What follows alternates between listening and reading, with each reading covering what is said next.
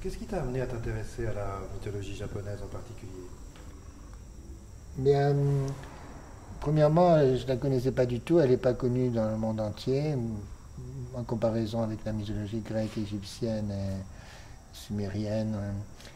Euh, Aussi, c'est le fait qu'elle est très vivante en fait, puisque bien qu'elle soit plus enseignée à l'école depuis la fin de la Deuxième Guerre mondiale, elle continue à suivre à travers la famille impériale, qui sont donc supposés les descendants des dieux du soleil, de la déesse du soleil Amaterasu, et aussi par plus de 80 000 temples shintoïstes.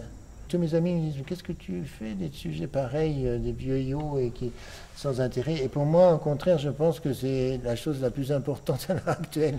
Ce que tout le monde nous parle dans les journaux, que ce soit les policiers et tout, c'est de se rendre compte qu'on a détruit la planète et on ne sait pas jusqu'où ça va aller.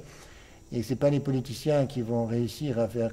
Bon, ils peuvent faire beaucoup, mais ça ne suffira jamais. Donc c'est à l'être humain, à chaque être humain, de se rapprocher à nouveau de la nature et que tout le monde, en même temps, dans le monde entier, essaie de la sauvegarder. Donc c'est un sujet qui, à mon avis, est excessivement actuel. C'est pas du tout une histoire de vieillerie et de choses oubliées. Enfin, pour moi, c'est que c'est quand même des dieux qui sont aussi très humains et qui font aussi des bêtises, qui font aussi des choses qui sont pas bien. Donc il y a des dieux qui sont aussi très proches de nous.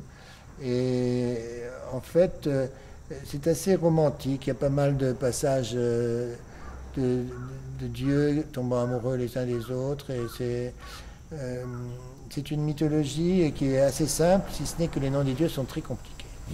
Et très long aussi, hein. Très longs.